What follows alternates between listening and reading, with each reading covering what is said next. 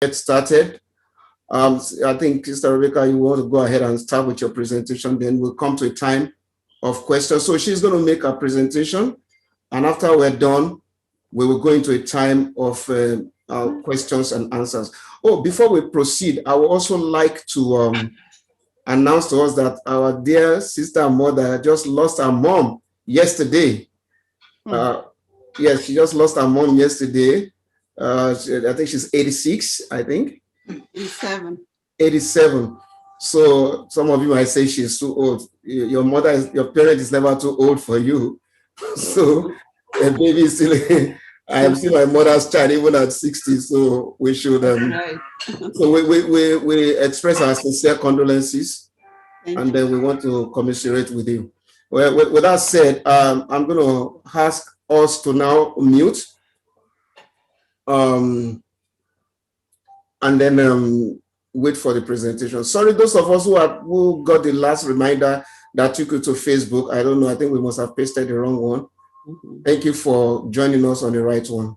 Please help us spread the right link to people so that they don't start looking for us at the wrong places. Thank you. All right, go ahead. I want to share my screen. So you allow me to share screen. Okay, yeah, I'm going to give you permission to share screen. So I'll make you co-host.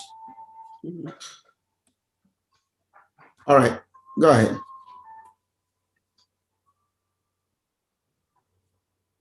Is it working? Yes. Yeah. Can everyone see it? No, not yet. All right. I'd like to apologize. My PowerPoint is a little bit wordy because I could not summarize what I had to tell you yesterday. Okay, as I said, I'm a teacher, a mother, and a grandmother. Are you seeing it? Yes, we can see it. They are muted. Oh, no, we have not seen your screen yet. May come. There's a problem. Yeah. What's wrong that it's not being seen?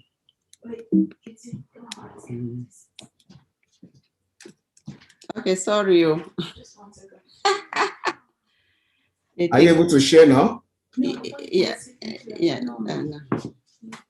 They have to see my screen, but they are not seeing. Where's the Zoom? This is a Zoom. Oh. I want to minimize this. It's okay. Yeah. They are fixing it. Okay. That's the Zoom. Share screen. This is where you I did. No, it didn't come up. Yeah, this is what you but click on share this screen. Moment. Yeah, click on that first. Okay. Then you click share. That's what they see now. Okay, we can see the mother-daughter demonstration right now. Okay. Pastor, thank you. All right, let's move on. Yeah, I was saying that my PowerPoint is a little bit wordy because I needed to minimize the words, but there was no time again at the last minute rush. So it's good. Everybody will see everything. So parenting without tears. Let's start by discussing. Let's look at these pictures and try to think about what is happening with these parents sitting there with their children. If we are all seeing the picture.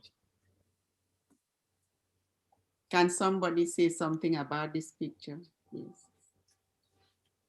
When you look at the picture. Okay.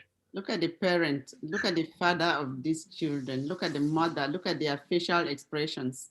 I think maybe they're not happy. Maybe there's something happening. Okay. Any other thing? Yeah, they seem to be apart. Mr. Naomi, I think what you are saying is correct. Maybe there's something happening wrong to the family that makes them look sad. I think to me, it shows that there is no joy in that family. People sitting there are sad. The mother's facial expression shows that. The father, the same. The children are all just lying on them. So I think things are not going, oh my God, as planned. So my first question is why tears? Why are parents parenting with tears? We know that tears come out of our eyes when we are emotional, either very sad or happy, or when our eyes are irritated by something like a bit of dust that gets in our eyes, or when we cut onion in the kitchen, when we slice onion and it enters the eyes, they get irritated. At the same time, tears make our eyes healthy. We have our nurses there, they know it. Why is this thing not working, mommy? You have caused me trouble here. May, that thing is not moving now. The next slide is not coming. How do I click when I'm not seeing? Sorry, you. There's trouble here.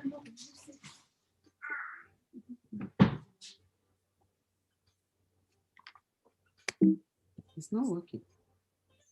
Okay. I'll use that arrow. Sorry, the grandma is going with no technology now. Somebody wants to come in. And should I admit, Pastor? Continue. Enter the room. Okay. In the case of parenting here, we are referring to the tears that may come out of the eyes of a parent due to their emotional state with the impact of COVID-19 in their process of parenting. We all have seen how severe COVID-19 has devastated the entire world. COVID-19 has not discriminated who to impact, whether the president or prime minister, parents or singles alike. It has been the most fearful pandemic that has impacted the whole world. Of course, we have been told over and over to be wearing our masks, using sanitizer, washing our hands as often as we can, and even the technical ways of handling masks as was presented to us during our first session of this training by Shorewood Ministries. So what are some of the things which parents worry about regarding their children? Who has an idea? I think safety. Sorry? Safety. Let me put the volume so that I can hear. You said something. Sorry, my I said safety. I think safety. Safety is number one. With this COVID-19, I think safety is one of the first things that parents worry about. Who else has something you think parents worry about during this period of COVID-19? All right, let's move on while thinking. Even before the COVID-19, parents always want to help their children to become successful and well-balanced adults. Parents worry about their children's social, emotional, mental, and physical well-being as they are developing from kids to teenagers and to adulthood. It would be of interest for us to know that parents have been impacted during this time of COVID-19 more than any other person, as they are not only thinking about protecting themselves, but protecting their children as well. In so doing, parents are facing financial problems, emotional problems, insecurity about their children and their children's education. We are here today to help parents do parenting to their children during this COVID-19 without tears. The first thing parents worry about is the safety and security of their children, as our sister already told us. How can we help parents ensure the safety and security of their children? Parents should, question? All right. Parents should be able to develop a supervision plan for their children and devise a routine method which will keep them under their control. Daily routines help family life run more smoothly. They help families enjoy more time together. Routines help children feel safe, develop life skills, and build healthy habits. Routines help parents feel organized, reduce stress, and find time for enjoyable activities. Family time together. When you plan your routine, You can have a family time like this together when everyone is ready to go to dinner, say at 5 p.m. or 6 p.m., or breakfast at 7 a.m. to the table together, because they have a routine that guides the family. So after setting up your routine, what next? Do your best. Your children look up to you as a role model, and it is your responsibility to be the best role model to them. There is an old adage that says, do as I say, not as I do. It doesn't work, especially with teenagers. Your children will do as you do. So make sure the things you do reflect the best version of yourself. Talk with your children. As a parent, you will need to have difficult conversations with your children. Your natural response may be to slip into lecture mode, which is often ineffective. Talk with your children, not at them. Ask open-ended questions to gain their inputs and show respect for their own opinions. I'm always going to click somewhere else. Katrin. So lighten up. Don't take yourself too seriously. When an activity fails, it's okay to laugh at yourself. E.g., when your painting project looks like a toddler's finger paint project instead of a cherry blossom tree. In fact, hang it up in your garage to remind yourself to laugh when things don't go as planned. Spend time together. It may not feel like it now, but the 18 years you get with your kids go by quickly. Be intentional about spending time with your children. You can set weekly traditions such as fast food Fridays or family movie nights. Like now that we are at home all the time, you can do that at home during this period. Your children will remember these traditions well into adulthood. Keep your promises. It is better to say I will try instead of yes to your children. Don't make promises you can't keep, but also realize that life happens. There will be times when you cannot fulfill a promise you made to your children. What is most important in those moments is to sincerely apologize without making excuses. Modeling a proper apology will teach your child a valuable life skill. Ask before sharing on social media. You have a camera on you at all times, which allows you to digitally document much of your children's life.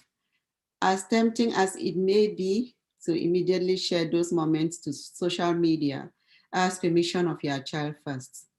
What might be a cute and funny moment to you may be really embarrassing to your child. Establishing social sharing boundaries teaches your child to pause before posting. Respect your children. Your children are a reflection of you, but they are not you. They may have different opinions on matters or develop a different belief system. They may love pickles on their peanut butter sandwiches, and you may find that repulsive. Remember, just because something is different doesn't make it wrong. When you respect your children, they will learn to respect others and gain confidence in themselves. Discipline with love. It is important to build a positive connection with your children when disciplining. Instead of removing privileges, consider implementing positive actions for your child to complete. For example, if your child is dishonest, have your child write you and any other one else impacted by the dishonesty a letter of apology. By doing this, your child has to think about how his actions negatively affected others. Think positive. The benefits of positive thinking is one of the greatest contributors to improved health and well-being. When you choose to have a positive attitude, you'll naturally take an optimistic approach to life, which is contagious to others. Find ways to incorporate positivity into your day as such as a daily affirmation or writing in a gratitude journal. All these above will help parents to have control over their children during this period of COVID-19 and live together as a happy family. Let's look at this family and the first family we saw. Can somebody tell us any difference between these two families, the first family we saw and this one?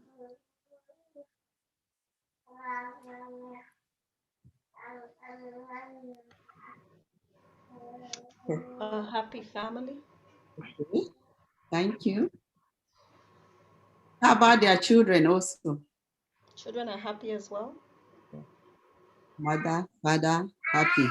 After setting up your routines and implementing it and changing life attitude, looking at things positively, even though we are really in a bad moment with the COVID-19, taking care of the children and providing their basic needs. Okay, let's move on. The next thing that parents worry about during this period is lack of finance. What is your plan B if you happen to lose your job during this COVID-19 pandemic? Do we have any plan B? Let's talk about our plan B.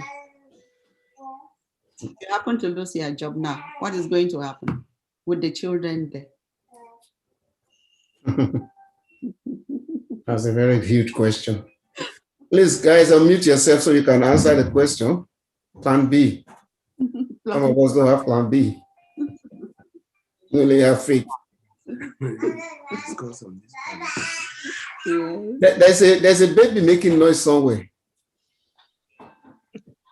Yes. Oh, it's from you? Yeah, okay, Mrs. Nwandu, can you want to lift up your hands? Go ahead. Yeah, Yeah. I want to talk about, I don't know about the plan B, but I have a question for Sister Rebecca. I don't know about the routine Okay. issue. Okay, So maybe she has not. Are you finished with your presentation yet? let's keep your presentation to the end. I was And thinking, okay, the plan B, that's the most problem we all have. Like, yeah, most of us are always having the 5 to 9 job or whatever schedule you have. And if anything happens to your job, apart from the COVID-19, most people are out of job, and that's a heavy burden on the family, because there's no way when you're out of job you can't pay your bills. So we should really think about it, to have a home-based business as a plan B. There are so many out there, so we need to be conscious of it and then plan towards it, because apart from the plan B, it helps you to reduce your taxes and write off so many things if you have a home-based business, no matter how little it is. We are not in Nigeria, we are in Canada, and we have so much privileges, when you have a home-based business. It's helping me. I have a couple of them that I'm doing. So right now I'm on WCB because I was assaulted at my job. And I know that my other business is going ahead, even though I'm losing 10% of my pay, so Thank you. it will really help us if we think about it. And those of you that are, have a lot of income, because the more income you have here, the more taxes you pay. But if you have a home-based business or plan B, then you're going to be enjoying so many things, like writing off your taxes and stuff like that. So I guess we will discuss more about that as time goes on, but thank you for that input. I All didn't right, think about that. I think I will call you. That's more discussion.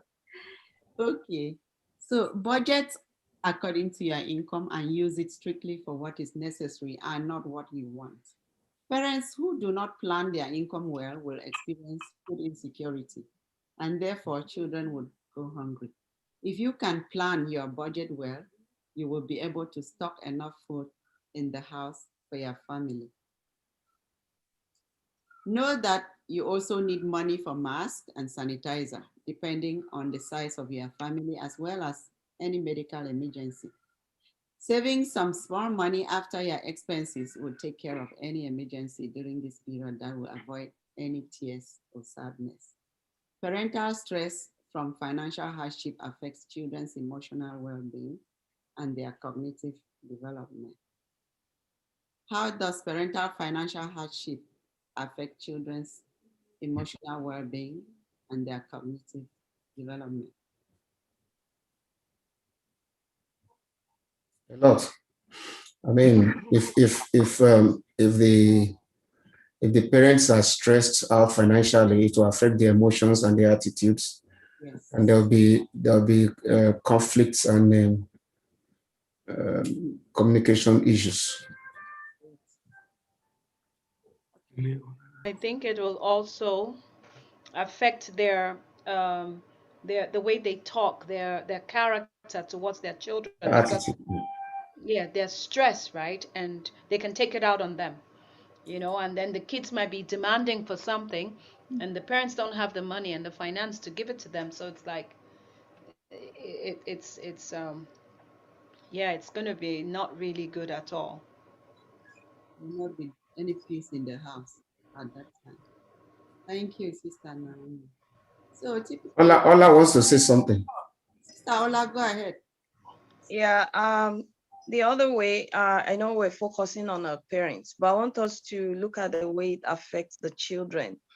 I will talk from my own boys. There are some things, even starting from the clothing that they wear to school, the shoes, the bag. It took me a while to understand why sometimes they are like, it's not as if you have to spoil them, but sometimes they feel a little bit like they feel bad when they're wearing some certain things to school, until I got to go to their school during school and I see other kids, or when they are walking back home from school, or I see their school pictures, and I started understanding, okay, now this is why they feel inferior in class, or they are not happy when they are going to school, because you can't provide this thing that is up to the standard of the other kids in class. So they feel a little bit odd and they are not happy. Like when you look at their countenance when they are going to school, it's not everything they ask for that we should give to them, but at least we should make sure that they look good. So if the parents are not okay financially and the child is demanding or asking, oh, mom, can I have this t-shirt, or can I have this type of shoes? And you just like taking it out on the, like, you're just like, I don't have money, I don't have that, don't you know this? So it affects them in a lot of, and this we in another way affects what they are learning in class, because if they are not happy in school, they are not happy to play with other kids because of what they don't have, then they won't be concentrating on what they are being taught in the class too. Great. Thank you. You've already gone ahead where we have to go. Thank you so much. That is why it is always good for parents to partner with the school. When you are able to attend parent-teachers conferences, when you are able to visit your children in school just to see how they are doing, you are able to see them during their playtime, and you see how they are presenting in school. You see whether you are really bringing up your child to the standard at which it meets the rest of the students or children in the school. So keep your child happy. Thank you, Mami Pastor. I want to make an input too. Yes. Concerning our financial hardship. Like, Mhm. basically, we are supposed to like save 6 months of our salary in case of emergency. We call it emergency fund. And we know that most of us are barely meeting up. We live from paycheck to paycheck, and we are not able to put aside that emergency fund, which is like 6 months of your salary, put somewhere that you don't touch it. So we should develop that habit of saving, for emergency. That will go a long way if anything happens, or if somebody is sick, or if you lose your job, at least you have something to fall back to pay your basic bills before you find something else. Thank you. Thank you, sister. That's so wonderful. You wanted to say something? No, it's okay.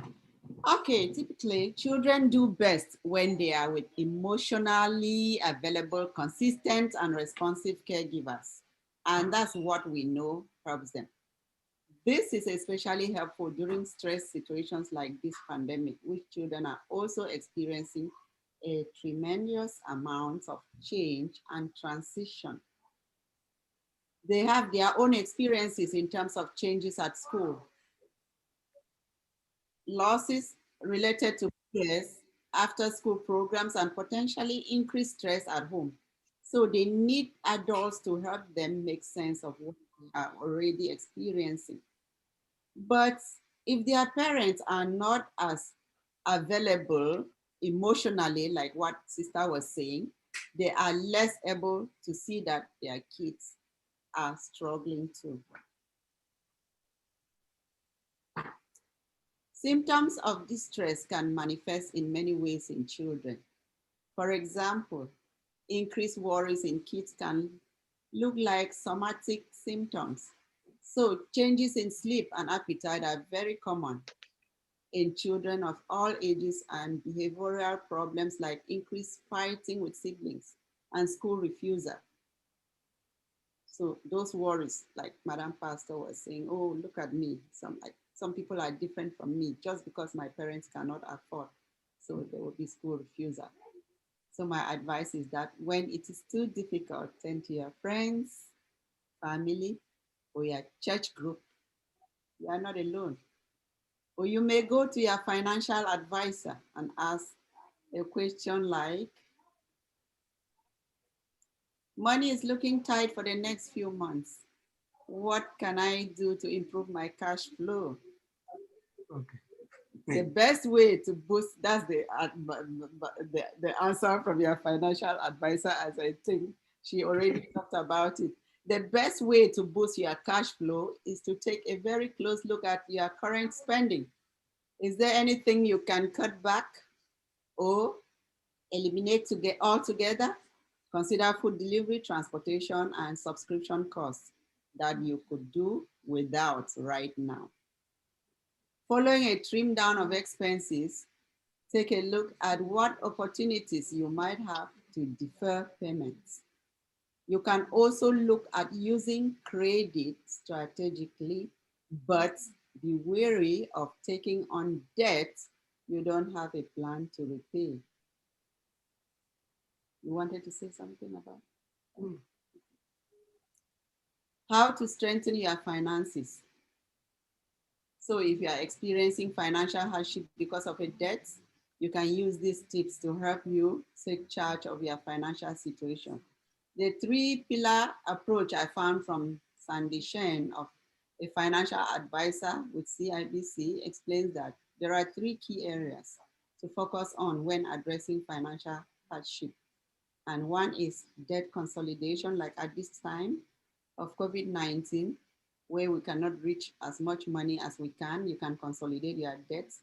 There are some people who owe like 5 debts, 6, 3, 4. You can just bring all to one. And if you were paying $100, 200, then you can, see how much you can spare out of your little income now. Credit planning. Some people have like 5 credit cards because the credit card company keeps encouraging people to take as many as they can. And so you can even go to the street now with those credit cards, and the interest now is even so high. So I don't see why a family will have more than 2 credit cards, one for the husband, one for the wife, or even one, because sometimes here we use just one. So you are able to plan your credit. Then cash management, like Madam already said, that we should save part of our money, like 60%. That is very important. Even if you cannot save 60% because of your responsibility, you can save 30% or 20%. Something, as we used to say, for rainy days.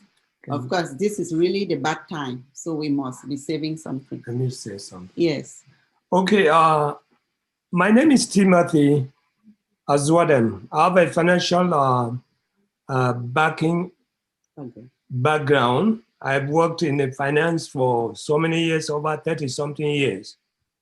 So I know a lot of us that are immigrants in this country, there are lots of ways which we can save for the rainy days. You don't need to have too much money in order that you can save, or you can do some investment. What is happening is Sometimes you might have money and you go and store in the bank. The bank are working their interest and having big interest from that money, whereas they give you nothing. But if you can use just very little money, you can do some investment yourself. Let us begin to think how we can open a trading account. Wall Street has made it possible that common people can trade with billionaires.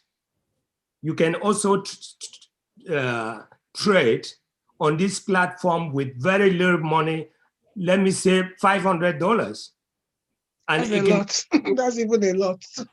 yeah, it can make you lots of money if you have a strategic plan. If you have people that can advise you, then keeping your money in the bank, you have money in the bank, you don't need to hide it from people because there are people who can help you bring out, you make the most of it than just keeping it there and say, oh, I'm saving this money for rainy days, and which it is not earning you anything. So talk to people, talk to a financial advisor, and they will help you. Talk to even some members of your community, they will help you. That, oh, what can I do extra that can bring me some income? So it is advisable you think about investment in your plan B very seriously. Thank you, Mr. Tim. All right, let's go ahead. I think we should, Sister already started by advising us to do investment in small businesses, and he's thinking about maybe investing the money directly. Some people start with even $100. Okay. Another thing which, if we're out of finances, I think there is another thing which parents worry about most during this period is the education of their children. K to 12 schools nationally are navigating and transitioning between in-person, remote, and hybrid learning options as the COVID-19 virus continues to spread. As school systems struggle, so do parents who are juggling with work and the reality of remote learning and the unpredictability of in-person school. Full economic recovery will remain out of reach until schools can safely instruct students in person. As parents have to be able to participate fully in the economy, just as consumers and as employees. The monitoring and supervision required for remote learning affect parents' ability to leave the home and engage in a series of activities, as well as their productivity within their workplace, which has a significant and detrimental impact on employers. Yet, in-person instruction is unlikely to succeed if schools cannot implement required safety protocols that scientists report are necessary to slow the virus spread. Such steps, such as sanitation procedures, daily health screenings, and social distancing, are among the measures concerned parents most want to see in order for their children to stay in school. Some have decided to do homeschooling, which is very good if you can, and others have allowed the children to go to school. Sorry. If your child is studying from home, give them the appropriate equipment to use like laptops or iPad, and make sure that you follow the school curriculum so that he or she is not missing out any aspect of their education, including physical education, which is very important to their well-being. If your child is attending school, make sure that you partner with the school to follow up closely your child's activities in school and know the rules put in place regarding COVID-19 to ensure the safety of your child, and be sure that the school is effectively putting the safety protocols in place. Children like to socialize by playing together or studying together, but except they are siblings living in the same home, it will not be necessary to allow them work together again at this time. Finally, parents should create a bond with their children. Talk to them about the pandemic and how many people are dying because of it every day in the United States and in some provinces here in Canada. Parents should develop the ability to control themselves in order to control the children during this difficult time. Therefore, instill a sense of discipline in your children and make sure that your approach is consistent, because problems will arise if your approach to discipline is inconsistent. Your children know that you love and care for them and do your best to provide all their basic needs at this time, so that they should not see themselves as being vulnerable, but as a way of learning to stay safe from the pandemic. Thank you. Thank you, Sister Mrs. Rebecca Jugazadin. I hope I got the name right. You did. I think you're going to remove your screen now, so I can. Let me see. Okay. So I know we will have some questions, but before we do that, I want to quickly point out some of the things that I observed, and then maybe that might address some of your questions. But if you do have questions, I want to make it very effective and not confusing. Please, there's if I don't know what device you are using, but you should be able to see that thing with which you can raise up your hand virtually, or you can also type your questions on the chat menu. We'll be monitoring that closely to know what questions you have. But I want to quickly bring out a point, because when you're talking about children, we know that some of us have children that are actually of marriageable age, but they're still our children. Just like our dear sister who lost her mom at 87, she's still a child to that mother, and that's why mourning is in order.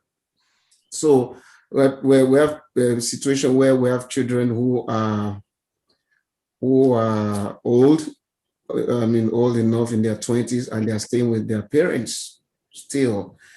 And of course, the issue of authority and their ideology and mindsets also comes into play.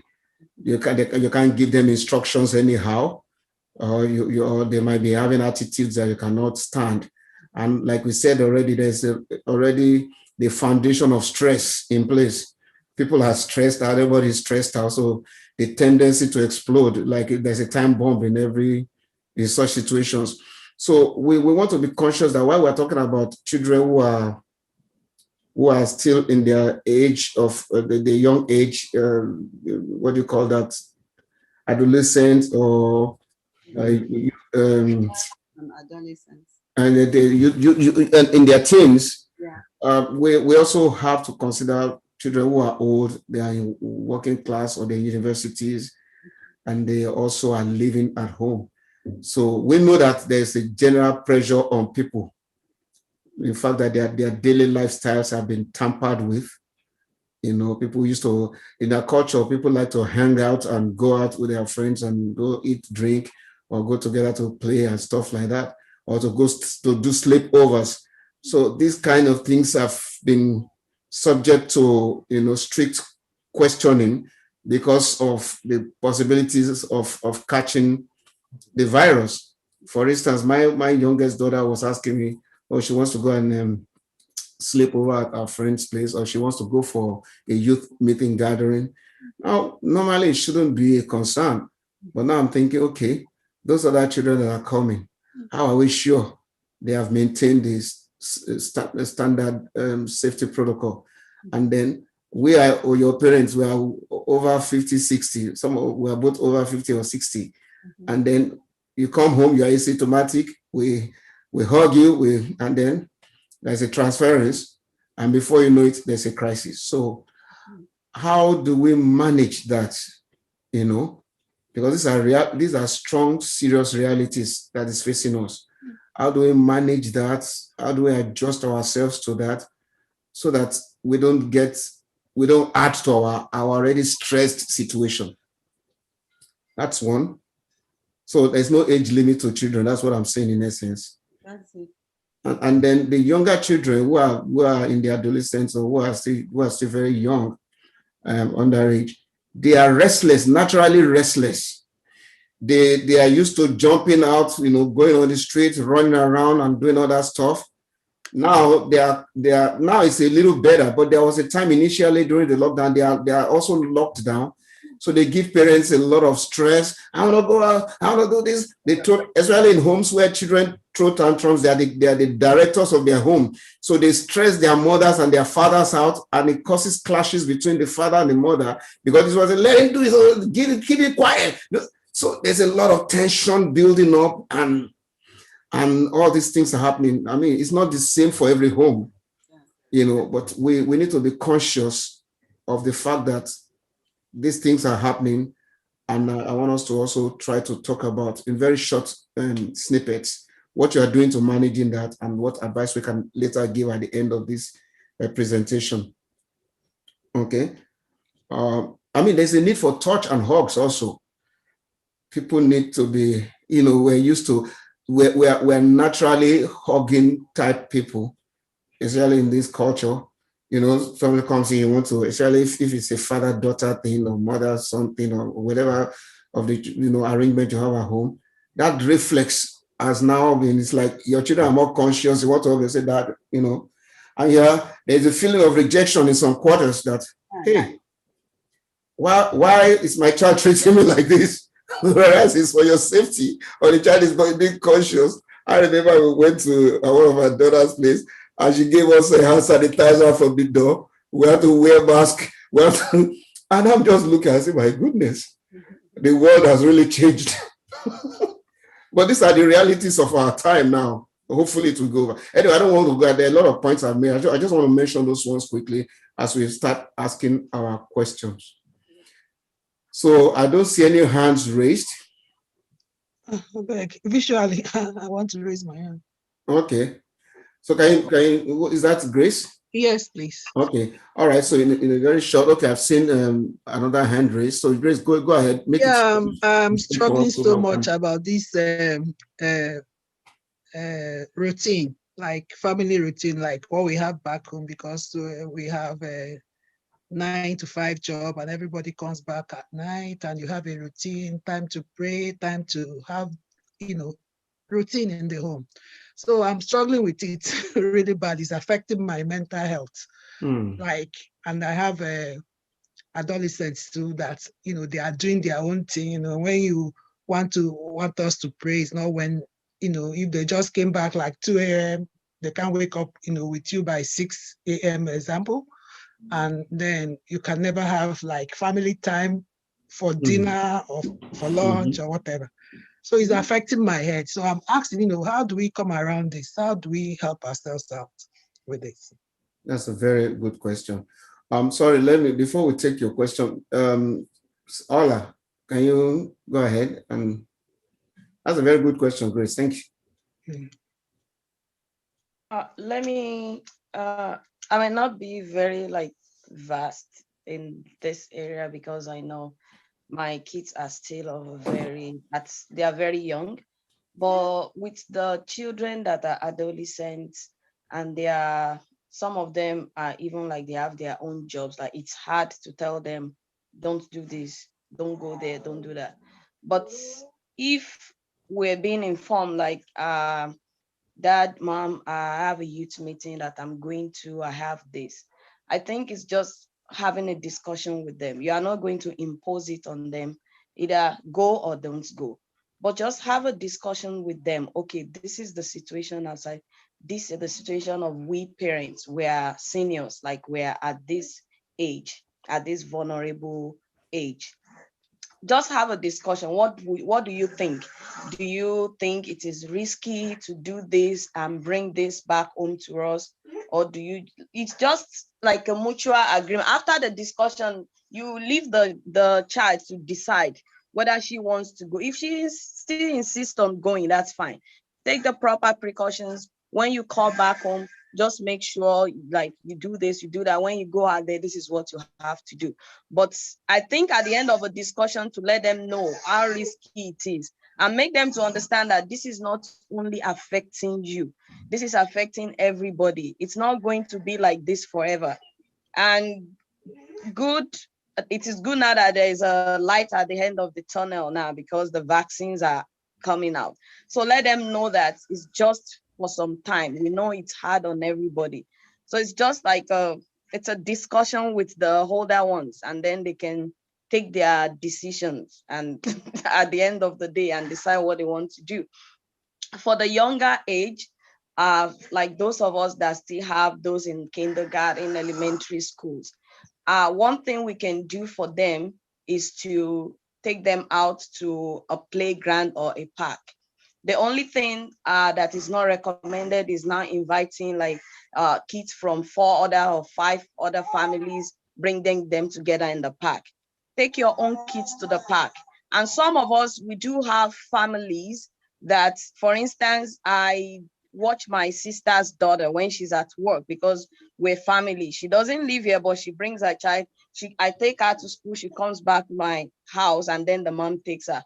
So that's kind of a circle is still accepted. So if she comes and to join my kids to play, we can always go to the park together to play. And when you take them to the park, because usually what they are used to is that their friend comes in, or maybe it's their birthday. Like we've had birthday parties, but it's only like just the 4 kids in the house. But we still do the normal things. We still buy the cake, we take the picture, we cook the food. If it's the park, just get the normal thing like the juice, the hot dogs. This is what we do for them this time around. Just make it the normal, but it's just like it's these limited people, just your brothers and your sister or your cousin that is coming with you, and dad and mom. For us, we do have grandma Joyce that take care of these kids. They are all in the same bubble because they go to the same daycare. So we still allow these 4 or 5 kids that goes to the same daycare, that they see themselves during the week. They can still go with this woman that takes care of them. So we're not inviting any other kids. So this is what we can do for the young, because they don't understand, because they are asking, oh, like my son, he said, I haven't been to the church for like 100 years. I said, it's not 100 years. He said, it's not 100 years. It's just for a few months. I said, so when are we going to go back? Like, we're going to go back. Sometimes what I do for them, because they are so used to their Sunday school in church. So I tell, like, if it is like family day on Monday, or they have a pro D day, I tell Grandma Joyce, I say, they want to be in that environment where they have their Sunday school. Can you take the 5 of them, we drop them off, just let them be in their Sunday school environment. Give them whatever lunch, whatever they want. We give them fruits, like whatever they want. And then at this so time, we come and pick them again. So it's like life is still going on, but we just have to manage it. Yeah, differently. And the younger age is been, sorry for the background noise, it's just my clients here. So the younger age, God so good, the younger age, they don't really, like, the COVID does not really affect, and it's not been proven that they can transmit as much like the adults we do. So it's still a little bit easier to manage those ones. Now, there are the teenagers there too. Those ones are difficult to manage too. Because if you say no at home, they are in school. When they're in school, they want to go with lunch with their classmates, with this, with that. So what those ages is just a big discussion with them. It's not to scare them, but we just have to keep on talking to them. Keep on talking to them. I know, Sister Grace, sorry, I'm taking time. Yeah, Sister Grace, you said, oh, time to, like, you can't wake them up because they came over to, maybe they left school and they went to work. They came over at 2 a.m. and you wake up at 6, you want to pray with them. You see, whoever is available at this time, you might not be able to sit with the 4 or 5, the 3 or 4 of them. So whoever is available to pray with you today, if it's only one person, go ahead and do the devotion with that person. Tomorrow, it might be 2 of them. next tomorrow it might be just one. So just we just have to manage until. Okay. Thank you so much. Wow, that's a lot to take in. I hope what you said was a bit helpful to you, Sister. Yeah, it is. Okay, Thank you so much. Sister Rebecca, go ahead. Yeah, I want to add something to what Mama Pastor has said. She has said a lot and great. So when I was talking, I mentioned something like talking with the parent, with the children, and not talking at them. At them. Yes, talking with them. Very important. So you don't plan a set up routines by yourself. You set it with them because they will be impacted by the routine. So the day that you have time, off day, they are at home, you sit round on the table. So let us, now with this COVID-19, things are becoming very difficult. They say there should be no hugs, there should be no moving around, there should be no playing at the parks or doing all these things with other kids because of this COVID-19. Now I'm thinking about this. Let us decide this point. Point number one. What do you people think? Who says what about it? Are we all agreeing on the fact that we shouldn't join other children to play after school? As soon as you leave school, you just come home to avoid contact with other children? Are we agreeing on this point? They will give their opinions. The one that disagrees will tell you why. Or because I leave, I have to go for my basketball games and this and that. Then you will find out to know from school if it is granted that they should take the basketball games and if there is precautions against them being affected by the COVID-19. And then you take that down. Every member of the family knows that this particular person will be going out for basketball game on Thursdays or on Wednesday. So no problem with that. That point is taken into consideration. Now prayer time is this time. What do we talk about? What do we say about it? Who has anything else to argue about this prayer time in the morning? So if two people accept, the third person will not refuse. So if we are waking up for prayer time at 5, everybody will be there because everyone has accepted together on the table. So the rules in the house, it's going to impact everybody. So they should also contribute in drawing up the rules. So I work with children with disability, but because I set up a routine for the house, they come to remind me, hey, Mama, we have this at this time. When I forget or when I ignore the time and I'm doing something else, they run to me and remind me. So they will remind you about their activities and also give them rules, give their own rule that they will play in the house. This is your own. For this routine, you are in charge. For this one, you are in charge. For this one, you are in charge. Everybody wants to be in charge just like you. So everything will work smoothly. Thank you. Thank you. Now, I want to mention somebody else. Okay. I want to mention here also just a very beautiful observation. Thank you so much, Sister Rebecca. Is the fact that there are families who don't have those kind of arrangements where the children are already formed. They are formed. You can't tell them what to do. They don't want to follow your routine.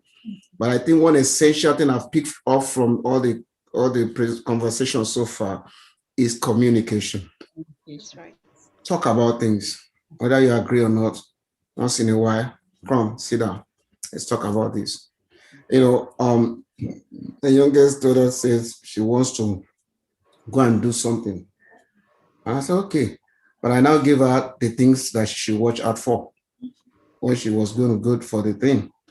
And then so when I went to pick her up at the station to bring her home, because she went to live somewhere because of school. She went to school.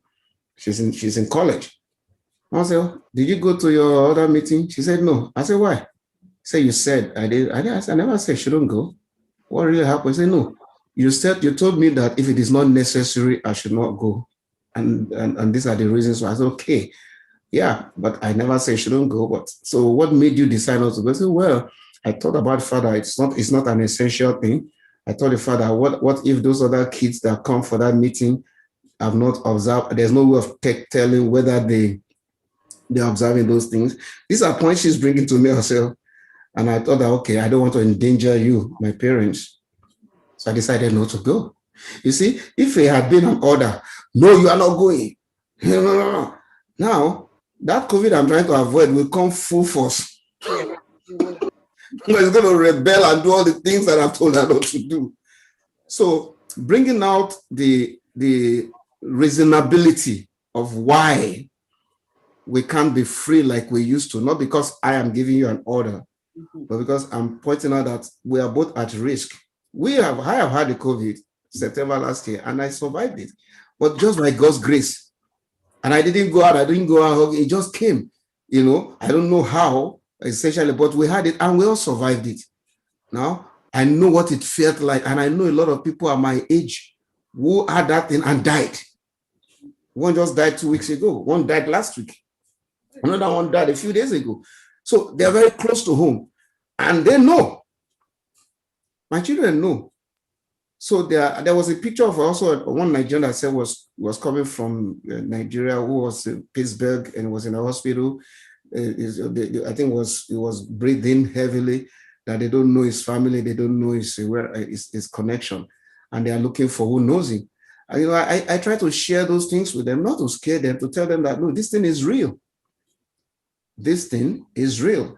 By nature, especially by culture, we're designed to want to be up and about, but we're forced. So it's a give and take. And I say, look, what adjustments can we make? Just in the area of finances, like you're talking. Some people can't save, like Sister Grace said, I don't even have enough to save. It's not because they don't want to save. So adjustments, what can we do? There's something we used to do back in school. It says it's either you do 001 or 101. If you understand what I mean. So you miss a meal, you adjust, you cut down your portion.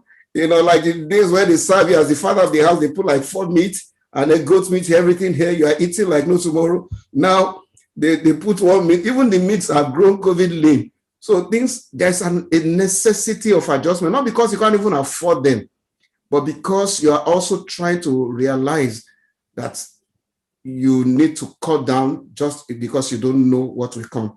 So the other point I want to quickly bring off what I wrote down for as she was talking is that there's also this cultural disparity. As well as there are people who are single parents whose father has left the family or whose mother has left the family, and the children are having to deal with separate, divorced or separated parents. And you can't go to this one, because if you go to this one, there's hostility and there's that fear or concern of going to contract something. And if anything happens, we must be careful. Did you go and bring it from your mother? Or you go to your father? All those accusations are going to just create more tension. We must learn to also be a little bit more accommodating. I used to preach that every response does not require a response. This is the time to not have to make a response to you don't have to make a comment on every situation. You have to learn when to fight and when to keep quiet. And then you talked about remote learning and changes and challenges. Many parents are not computer literate. They're having problems with that. And here you come, you give these children laptops and iPads, and mom says, Mom, I need help. And because you are frustrated already, you say, please, don't disturb me. No, try. These are realities that I'm dealing with even as a minister. I say, look, daughter or child, I really don't know. Can I call somebody to help you? This is the time also to improve on your networks. There are some of us who like to live islands. We like to live by ourselves. We need to change our attitudes and start relating with other people. In this situation, there's nobody that can survive alone. We need to begin to, form relationships or renew old ones. You need people. You need people. No man is an island. No man is an island. You need people. So somebody who's very good with computer can help you, guide your child that may not live with you. The fact that you don't know doesn't mean you should get stressed over things that doesn't matter. And I also want to, somebody mentioned the difference between what you want and what you need. We have to learn to eliminate our wants and focus on our needs. Wants are things that are not essential. Needs are what you as essential. For instance, I don't know why do you go and keep going to shop and buy clothes? Where are you going to wear them to? that's it. So I don't need to go and be shopping for clothes now. If I shop maybe one or two because of the weather, but I just saw this clothes, I bought it. Where's the space? Where are you gonna wear them to? My wardrobe is full of clothes that I can't wear. I can't wear right now. I just wear what I don't even have time to wear clothes right now. So those are needs. I mean, wants, they are not needs. Some of us now have stopped working jobs. We're working from home, except for my wife, for instance, who is a dental assistant. She has to go and still be in the physical office. People are in the healthcare industry who have to go out. So they may need to buy more uniforms and stuff like that. But other than that, all those your Sunday clothes you want to go and show off in church, please slow down. There's no need for that now. Cut down on those. Don't spend money on things you don't need. So they say learn to be savings minded and not spending minded. Learn to be savings minded and not spending. Even if you are not saving the money in a bank, at least saving from, instead of buying things anyhow, I just want to buy this because it's in this store convenience. But if you know you can buy them cheaper in bulk, or you can buy them together, or go and buy everything you need at a time instead of driving 3 times to a place, because you are increasing your expenditure, you are increasing the wear and tear of a vehicle on your body. We need to start learning to manage time and resources. I think that's I think that's what I want to stop at for now. I want to ask some other people to make comments. Or what is your take from this? Because it seems like there are no questions. So if you don't mind, I'm going to call your name. All right, I'm going to start with Tina Eke. Let us know if what is the age range of your kids. If you don't have kids, that's fine. I mean, it's not. But I would just want to know, what have you benefited from this time? You are muted. You are muted. Let me ask you to unmute. Okay. She's still muted. You are muted. Press the button on your. Okay, you will see the notice to unmute now. Okay, you are good now. Okay. It's okay? Yes. Yes. Okay. No, Pastor, I'm saying I have my son here living with me. He's not a child again. He's 22 years. So. Oh, no. Right. So that's your guy of the house. Yeah. So sometimes it's very difficult. It's very difficult, especially him. He don't like to speak too much. Everything he's doing is within him. He don't like to speak. If he asks something, he don't speak. So sometimes he give me a headache, give me concern. Okay, I think what I would advise you to do in that case is this idea of, number one, we are all guilty of this. We still talk to our children as if they are 5 years or 6 years old, even though they are grown up. And children don't like to be treated as babies. So I watch it in movies, I watch it at home. Mom, I'm not a kid. So some parents who don't want to talk back to their mom, they just shut down. So they won't talk to you, but they're actually indirectly telling you, you are treating me like a baby. Especially firstborns. I have a firstborn. As much as I love my mom, when she keeps telling me, okay, have you taken your shoe? Oh, make sure you're wearing this. Man, come on, give me a break. I'm grown up. As we are mother, we want the best for our children. Yeah. We cannot be seeing our children doing bad or going with a bad friend. We accept that. We have to say something. So by saying something, they must learn that a mother cannot lead you to bad way, always direct you in a good way. Okay, Sister Rebecca. I want to say something. Okay. To that. Who will talk first, me or you? Okay. Okay, I think in that case, because I have grown-up children like you as well, I think it's good to communicate. Call them aside, love on them, get to know them, get to talk to them, spend one-on-one on them. Like the moderator was saying, don't treat them as if they are 2 years old still. Now they are grown-ups. Communicate with them in a different manner. Not the way like you said, I know what is good for you. I know this is. Talk to them as an adult. Let it be a conversation, not Let a it be a dictation. like what the speaker said. Let it be a conversation. Don't talk at them. Don't Talk talk with them. down, That's true. but communicate with them. Let them see reasons with you. And then the tone. We Africans, I am a mother, I know. I have Authoritative. sometimes the way we speak is very authoritative and demanding. You must do what I tell you to do. Because we don't no, the tone. Even the Bible tells us that soft answer turns away wrath. So the tone in which we approach our children who are adult is very important. Otherwise, they shut down. You can't get anything from them. They are talking to their friends. They're not going to be talking to you. But if you love them, if you respect them, we heard in the in parenting without tears what our speaker said. Respect them.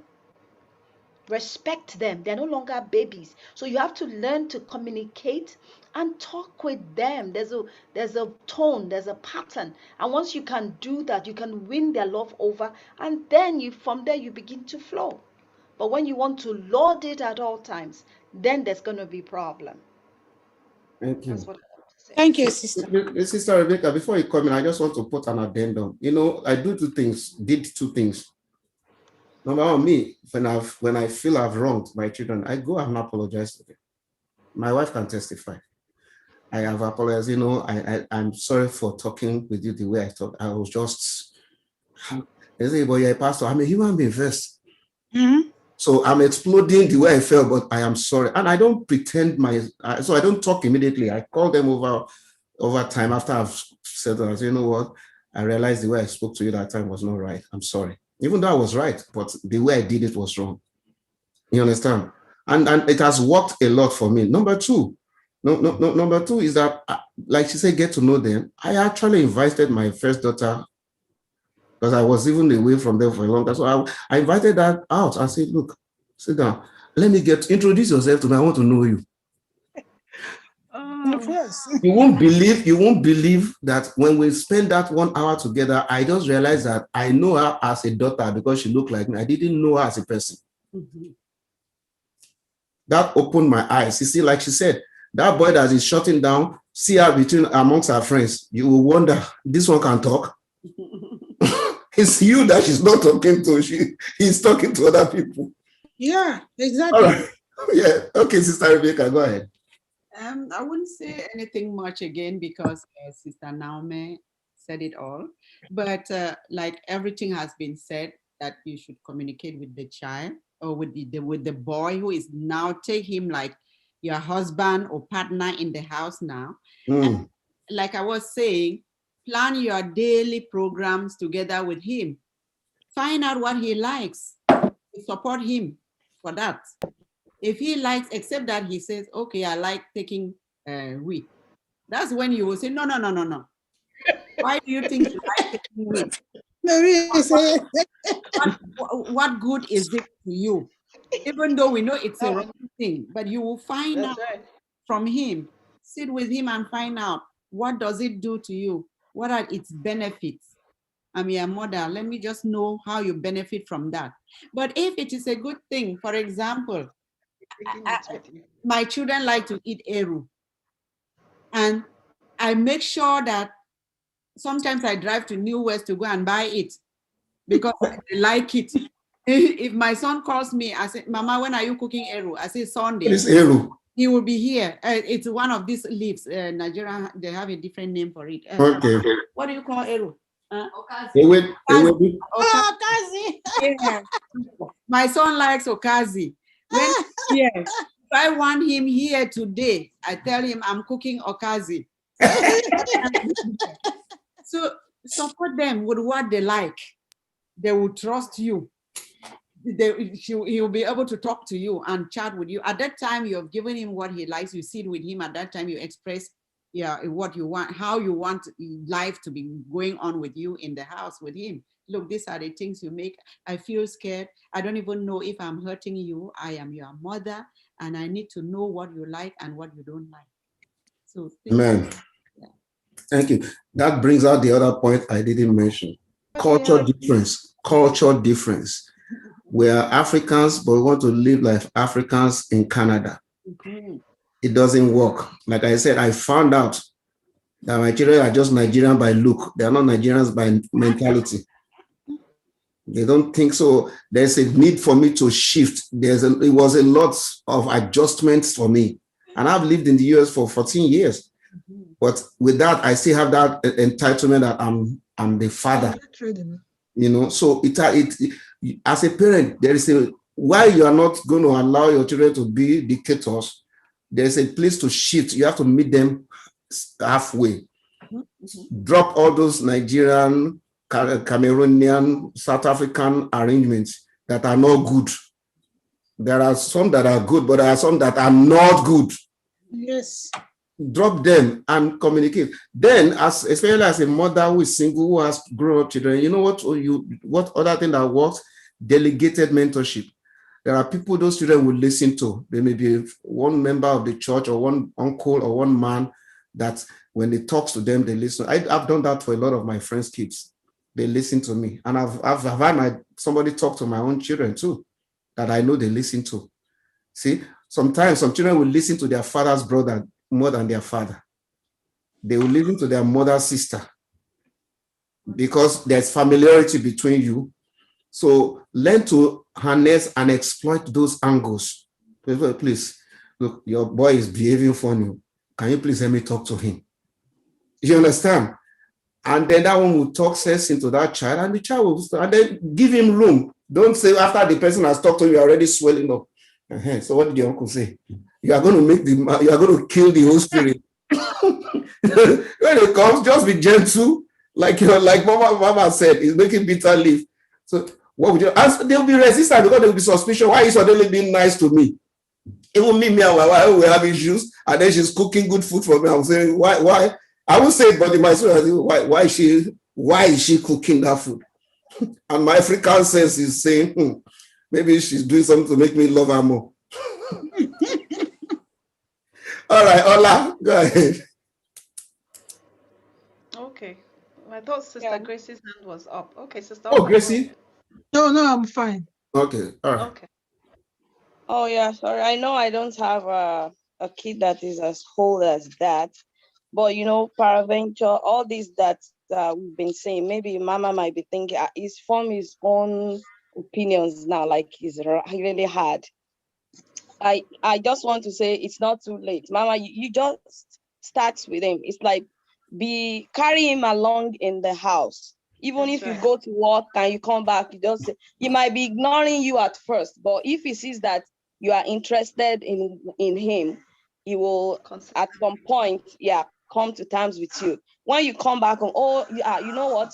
When I was driving today, this, oh, I've done that thing I told you I would do.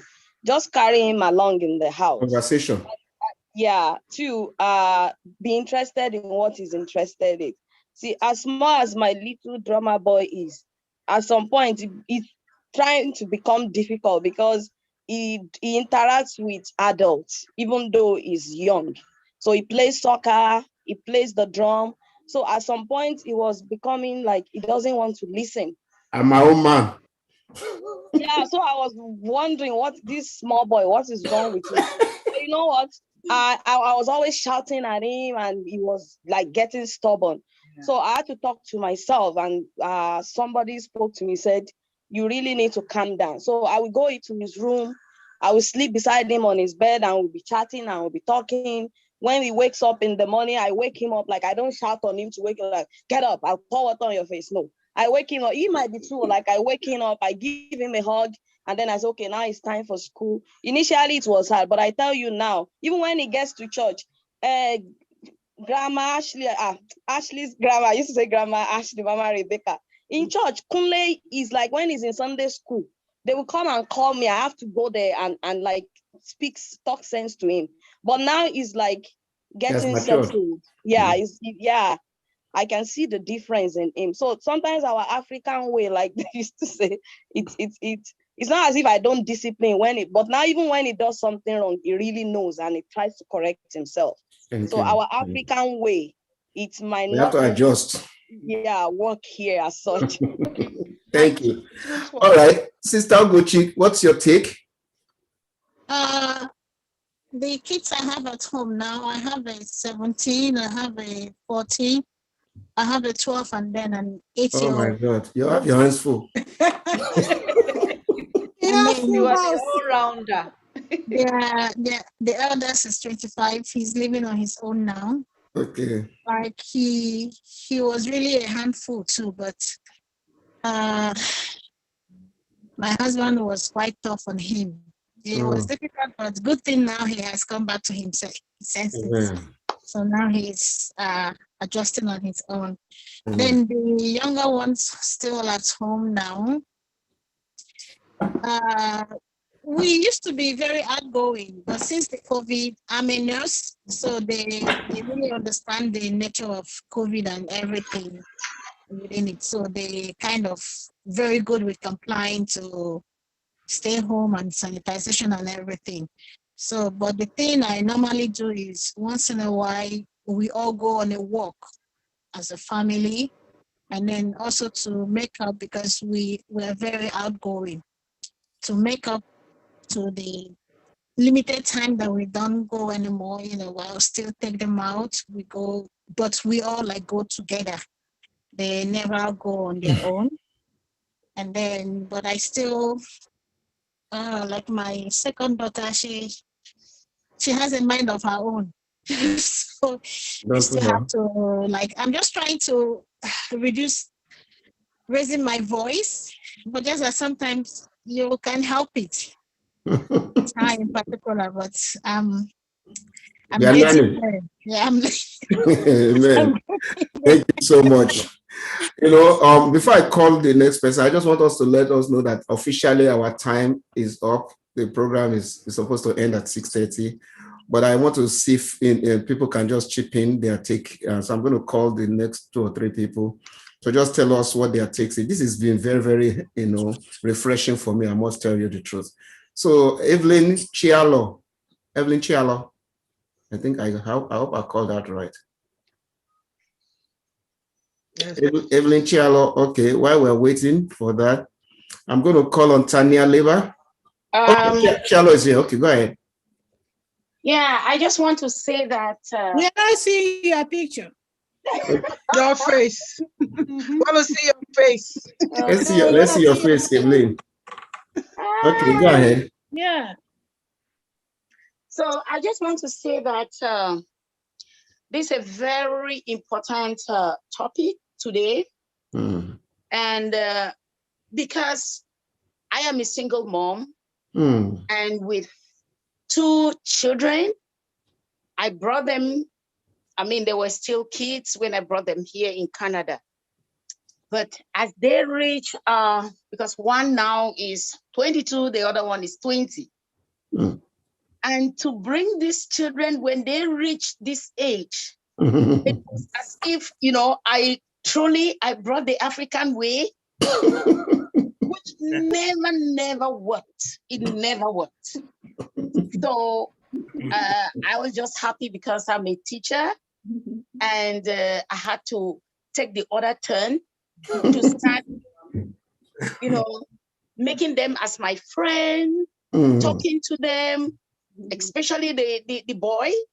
I just brought the boy so close to me because they would reach a point where he never really wanted to go to school, finish his grade 12, but he was just there. I didn't even know what he was doing. And so at a certain point, I said, please, can you really tell me what you want to do? Then he came up with his own idea, which I just supported. I didn't even know what it was, but I had to support, And now he's so happy. He's doing it. He's relaxed. And, even with the girl, I was so particular of, going outing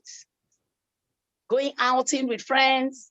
But at this time, she now learned, we talk now as friends, and Thank you so much. It really gave me some peace. Amen. Yeah. So thank you so much. Thank you. You see, thank you for sharing your experience, because it just buttressed some of the suggestions that have been made that it really works. I'm sorry to observe that of all the 14 people on this platform, there are only 2 men. You see, so it's the women that are really doing it. Okay, 3. I think there's a third man now. Mr. Tanya Leba, are you there to say something? Because the women are taking over. Tanya, I think he's trying to unmute or something. Oh. Yeah. Oh, okay. Please don't let them overrule us. Can you say something? No, I'm just blessed by whatever I heard today, about parenting and managing finances. Yes, I think it's a special season. We need to make sure that we can provide for the future. And yeah, so that was amazing. Thank you for sharing, Rebecca. And I also enjoy really listening to this, and it will actually help me with the decision that we have to make. I'm also with my wife. She's close to me. Hey. And hiding. And hiding. Oh, Sister Matt, how are you? I'm doing good. How are you, Pastor? Thank you. They have young kids. What are their ages again? One is turning 13 in 10 days, about 10 days.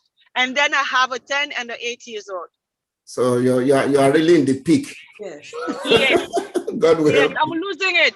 I'm losing it completely. God will help you. You are parenting without tears. Yeah, and when they go to school every day, I'm also worrying about COVID. Thinking about it. We will go through this safely. Thank God. So thank you to you. Thank you. Now, by the way, Tanya is the person who helped to put all this together, the programs. So please help me to appreciate him and his family. Thank you.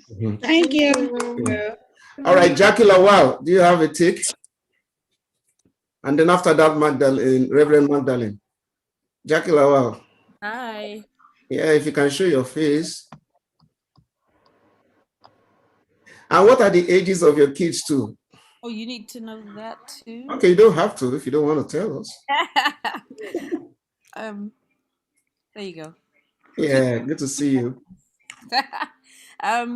Yeah, okay, my children are 23, 20, and 16. And if it's a case of my take is communication is key. So communicate. And I think I've always done that, but it's always good to be, to be reminded that you should communicate with your children. I try, I think I should also say maybe always be jestful. Play with your kids a lot. Don't always don't take things too serious. I work around with my kids at all times. I think we're very quick to say no to things when they ask. I can say no, but I'll ask them to give me a reason why I should say yes. And if their reason makes enough sense, and I think about it and I think, okay, well, they're making a good point. My no can become a yes just because I've now reasoned with what they're saying. Like you everyone has said, the African way of bringing up kids is totally different. I'm blessed because I was brought up in both African and the European way. So I took the good from, well, don't let me say the good, because everyone can say everything is good. I took what I thought was going to be good for me out of the way I was brought up, and then added what I thought would be good for my kids. And I always say to my kids too, when it's your turn, you can take the good that you feel that you've taken, gotten from us, and add yours or take away whatever you want to do. It is what it is. You raise your kids the best way you know how, and obviously with trusting God to help you every step of the way. So yes, there's a God way. Hallelujah. All right, Reverend Magdalene, and then after that, Sister Anne Onyediako, get ready. Reverend Magdalene, go ahead. Okay, I said that you showed this. Okay. Yes. All right. Thank you so much for giving me this opportunity. I want to insist again that communication is the key. Children should always know what is going on. What is it that is going on, right? What are the paradigms that are shifting? They should be aware of the paradigms which are shifting and the adjustments which are made. We don't just tell them, but we involve them in knowing that the paradigms are shifting and these are the new decisions we are taking. maybe we are cutting down on our list, maybe we are increasing, maybe we are changing the social styles that we are doing and all of that. So at a very young age, my daughter is 11 and one is 17. And at the age of 14, my adopted daughter that I have, she had a scholarship. So the time she lived with me was from 2 to 14. And at 14, she took a scholarship and stayed out until right up to 28 years in Spain. She had a scholarship, went to college, came out and started working. So from 14 to 28, she was not with me. I need to be calling on the phone, talking with her, ensuring that she keeps the values that we had before 14. She was involved in the outreach ministries. She will balance all the finances. She will know when things are moving and things are not moving. She was able to pick up missionaries. In short, she was involved in everything that we're doing. And then 14, she had to shift to another culture in Spain, learning new languages and so on. And the family she was living with were Catholic. They were not Christians as we were as she left from home. So I had to do a lot of communication. Every day I had to call her to make sure we prayed, to just listen to her to tell me what she's going through and all of that and all of that. And thank God that she succeeded, finally had a job. And at the age of 28, she's so settled down and has taken one of my daughters. So communication, for 1 year, I've left from home. I left a daughter of 9 and 17. So I have to be calling. Have people bought sanitizers? And my little girl told me, Mommy, there is no COVID in Cameroon. I want to go to a mission school. There is no COVID in Cameroon. So I need to start telling her, oh, COVID, it's really real. And these are the precautions you have to take. This is how you have to put on your budget. Make sure that you buy sanitizer, make sure that you buy masks, make sure that you use it like this, and so on. And then she came and said, Mom, not in our school. The sanitizers are not being used. Let's not buy it again, you know? So there is communication. You let them know why you're putting this on the time on their budget, why you're removing this, why you are restricting the social interaction. Explanation. Yes. Especially from a distance, it becomes really, really challenging. But it's working. Communication, as Mami Becky said, and most of the people on the platform. Thank you so much. Thank you for sharing that experience. Really, parenting, distant parenting. That's another dimension to it. I've had to do that for 14 years. Thank you for bringing that to remembrance. Sister Anne Onyedeako, and then Sister Kudo Amajo. Sister Anne Onyedeako, in short. Yeah, what about me? Yeah, what's your take quickly in 1 minute? Yeah, I'm not thinking right now. Okay. All right. So no comments, right? Yeah. All right. Thank you. It's always good to have. Everything is good. Praise God. Thank you for such a pleasantness. Although we didn't see your face, but that's fine. Kudo Amaju.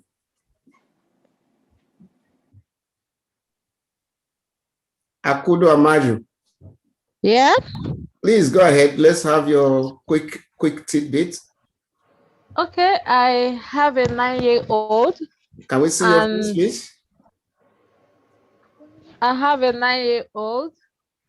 Okay. And he's on the calm side, unlike me, like his father. I try to get him to, my problem with him is reading. He doesn't like his book seriously, so I shout the African way. And we get things together. I pray with him, and I got him a kids Bible praying book, which with time he's getting to read on his own. I'm saying the daily prayers there. Sometimes I need to remind him, sometimes he does it on his own. But with the COVID, he's doing well. Thank you. Although we didn't see your face, we saw a black screen, but thank you. We just saw a black screen. Okay, finally, Naomi. Sorry. Yes, it was a very powerful. We can see you now. Yeah, sorry. Okay. My network is shaking. Yes, all right. It was a very powerful, and I learned communication is the key in everything that we do. Learning to come together, agree on issues and points of the home, involving them in not just making decisions and just standing and doing it your own way. If they're adults, even if they're young as well, teamwork. There's something I do with the kids when they come to the office. I call it teamwork. I let us work together while I'm polishing. They have the suction, and then we give high five, and they feel happy about it. They're confident. They're okay. They adjust. Some coming nervous. By the time we do teamwork, you find out that they just flow. They're happy. They can talk to you. So I think it's very important, that communication, and I believe that that's one good thing that we have taken. We should learn to communicate with them and do things together. Thank you very much. Thank you. When she's Thank talking you. about polishing, and she's a dental assistant, because I'm wondering, she's Yes. not polishing the children, she's polishing their teeth. Before they think she's doing some mysterious business.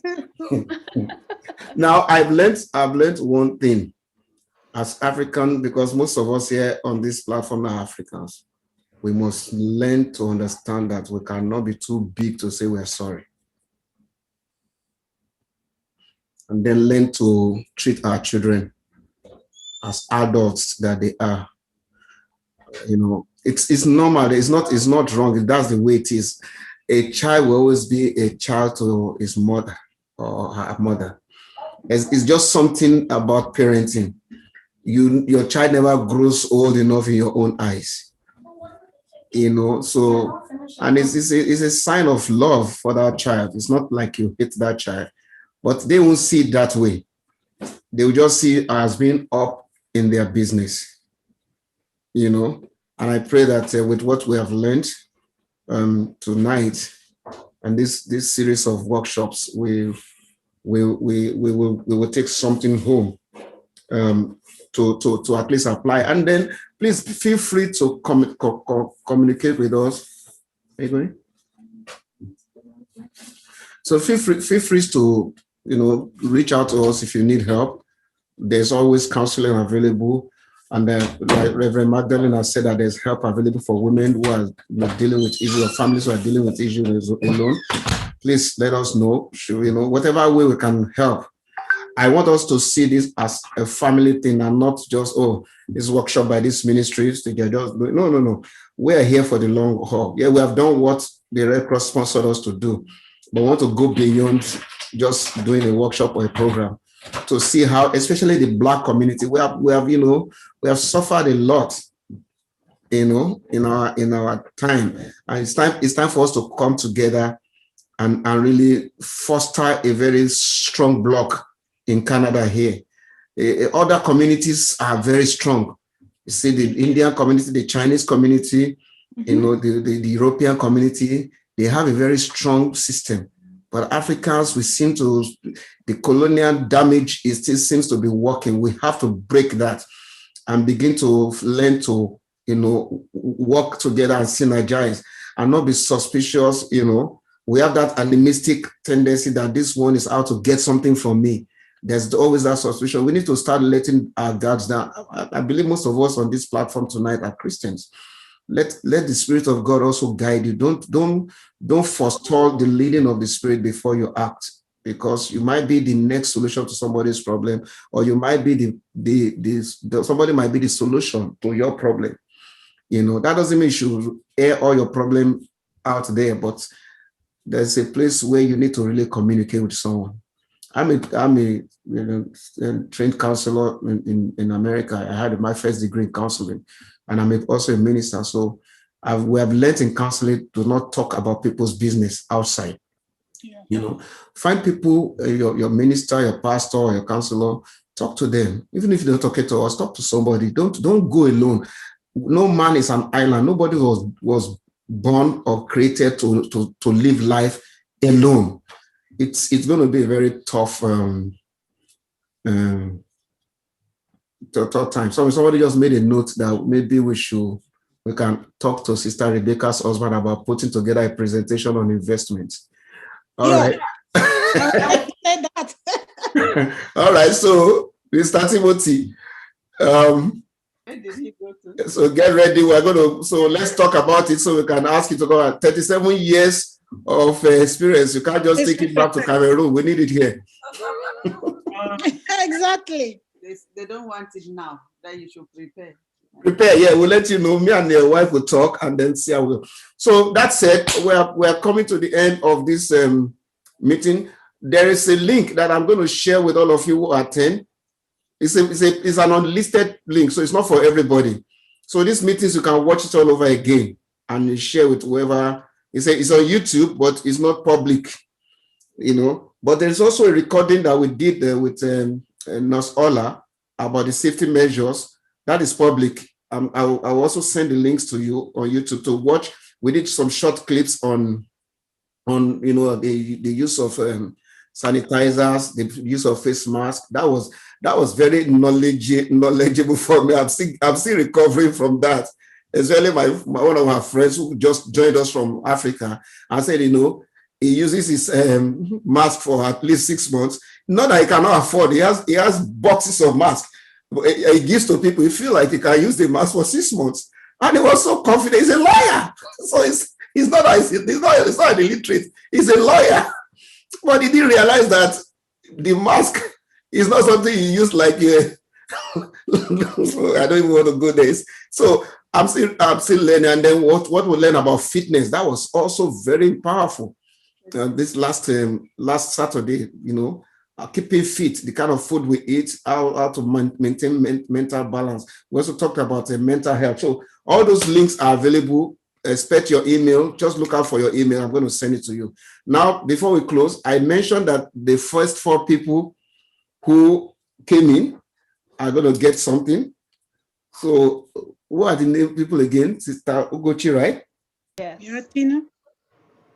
Sorry, go ahead. Sister Tina. Ugochi here too. Ugochi. Yeah, Tina Ike. And Tina. Yeah, Tina Ike, right? Yes. Yeah.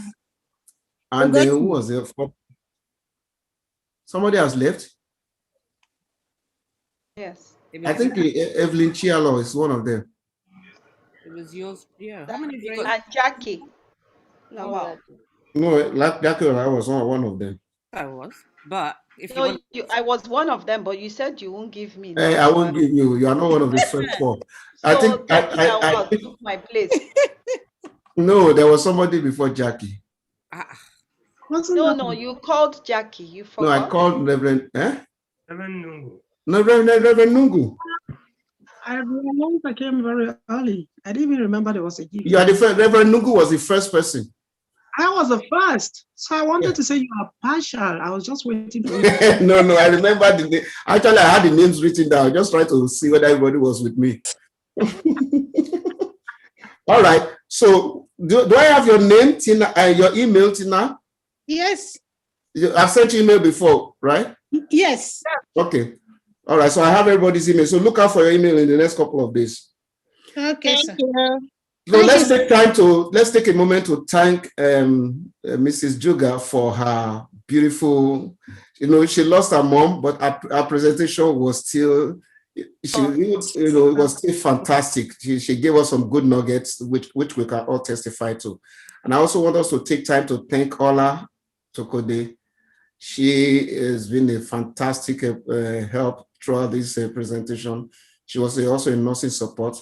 I want to thank Reverend Nungu too, who volunteered that if we need help and support, that she'll be available to give that. I hope that offer still stands, Reverend Nungu.